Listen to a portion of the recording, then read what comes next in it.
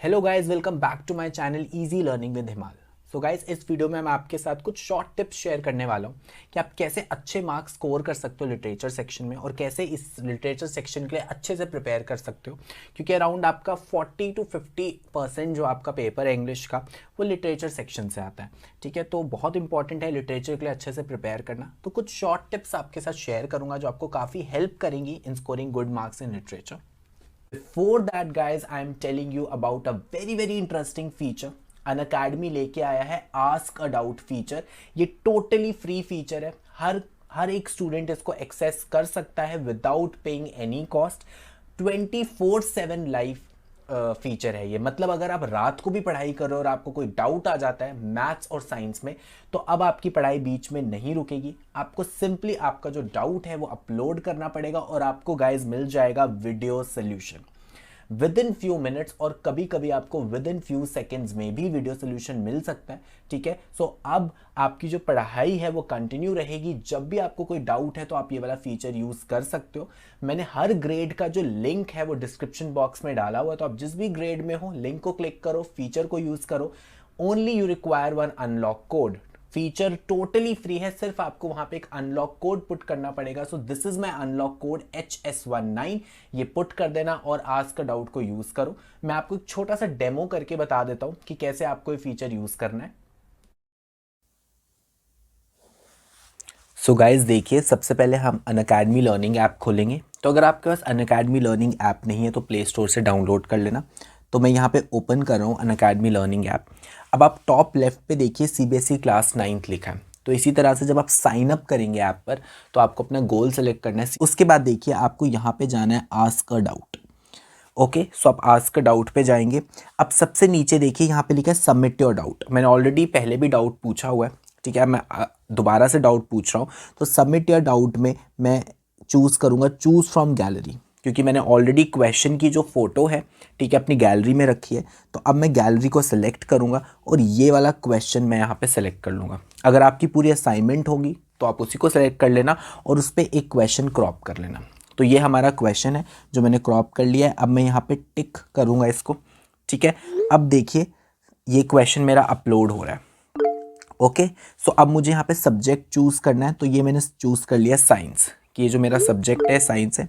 ठीक है, सो अब देखो ये सोल्यूशन ढूंढ रहा है और देखिए विद इन फ्यू सेकेंड्स इसका सोल्यूशन मिल गया। अब मैं यहाँ क्लिक करूँगा व्यू सोल्यूशन और अब देखिए ये एजुकेटर आ गए हैं। ये हमें वीडियो सोल्यूशन देने वाले हैं। acceleration of 10 meter per second square and a mass m2 an acceleration of 20 meter per second square.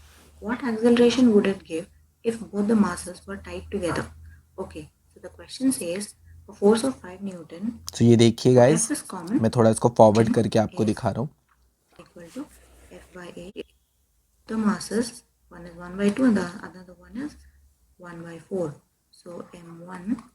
Okay, so guys देखिए आपको कितने जल्दी वीडियो सोल्यूशन मिल गया। ठीक है, तो जब वीडियो सोल्यूशन मिल जाता है तो सारे डाउट्स कितने जल्दी आसानी से क्लियर हो जाते हैं। तो ये फीचर आप भी बहुत इजीली यूज कर सकते हो और अपनी स्टडीज को सुपर डुपर इजी बना सकते हो।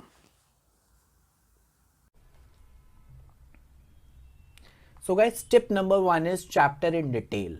मतलब आपको हर चैप्टर डिटेल में पता होना चाहिए, मतलब उसकी समरी पता होनी चाहिए। समरी इन द सेंस ये नहीं कि बहुत ही शॉर्ट, एक आपकी समरी होती है डिटेल में कि चैप्टर के बारे में आपको सारी इंपॉर्टेंट चीज़ें पता होनी चाहिए, सारे इंपॉर्टेंट कैरेक्टर्स के बारे में पता होना चाहिए, सारे इंपॉर्टेंट इवेंट्स के बारे में पता होने चाहिए, और चैप्टर की थीम क्या है, चैप्टर का मॉरल क्या है वो आपको पता होना चाहिए।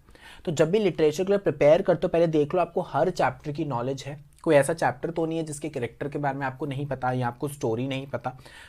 तो हमेशा समरी अच्छे से करके जाना चैप्टर की, सारी इंपॉर्टेंट चीज़ें चैप्टर की नोट डाउन कर लेना, की पॉइंट्स बना लेना, बट चैप्टर डिटेल में आपको पढ़ना। उसके बाद अगर मैं बात करूं पोएम, चैप्टर की एक बार समरी कर लोगे चल जाएगा, बट पोएम की समरी करने से कुछ नहीं होगा गाइस, क्योंकि पोएम में एक्सट्रैक्ट बेस्ड क्वेश्चंस आते हैं। आपको पोएम की किसी भी लाइन का मीनिंग एक्सप्लेन करने को आ जाएगा, आपको पोएम के किसी भी वर्ड का मीनिंग एक्सप्लेन करने को आ जाएगा। तो इसीलिए जब पोएम के लिए प्रिपेयर करो तो पोएम की आपको लाइन बाय लाइन पढ़नी है और सारे इंपॉर्टेंट वर्ड मीनिंग्स अच्छे से प्रिपेयर करने। Third important tip is guys, poet और ऑथर का नाम आपको याद होना चाहिए। ऑथर के तो क्वेश्चंस कम आते हैं, बट पोएट का क्वेश्चन ऑलमोस्ट हमेशा इंग्लिश के पेपर में पूछा जाता है। जिस भी पोएम का आपको एक्सट्रैक्ट दिया होता है तो आपको पहला क्वेश्चन यही रहता है कि name the poet and the name of the poem. तो इसीलिए स्पेशली पोएम के एक एक पोएट का नाम अच्छे से याद करके जाना, क्योंकि ये एक स्कोरिंग आपका क्वेश्चन आता है, तो इसमें आपका 1 मार्क नहीं जाना चाहिए।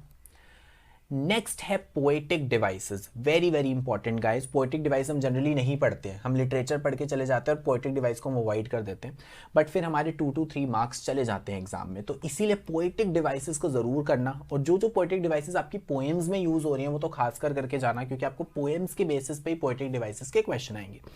अगर पोएटिक डिवाइसेस में कोई डाउट है तो ऑलरेडी मैंने रिसेंटली दो वीडियोस अपलोड करी हैं, दोनों के लिंक्स जो हैं वो डिस्क्रिप्शन बॉक्स में, आप वो वीडियो देख सकते हो। मैंने सारे इंपॉर्टेंट पोएटिक डिवाइसेस वहाँ पे अच्छे से बताएं।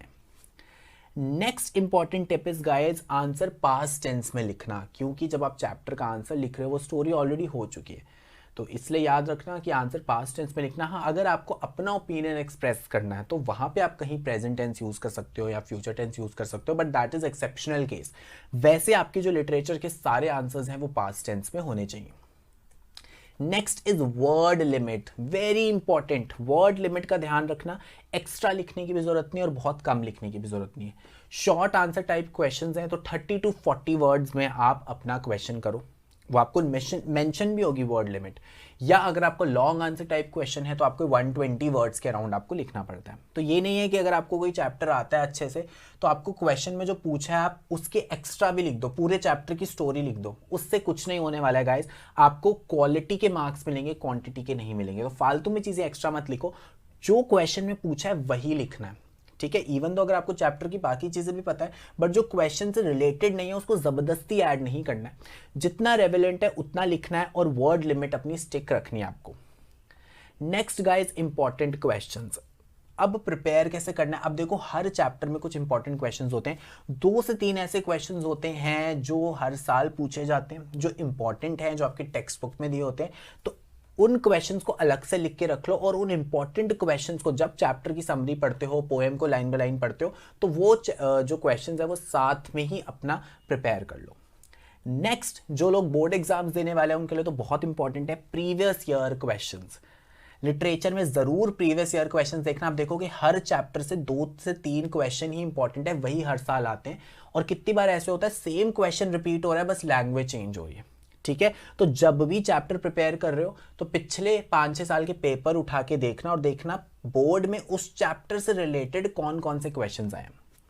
And guys, last tip, very very important, character sketch के क्वेश्चन जरूर प्रिपेयर करके जाना, क्योंकि कैरेक्टर स्केच आता है आपको वो तभी होगा जब आपको हर कैरेक्टर के बारे में पता होगा, ठीक है।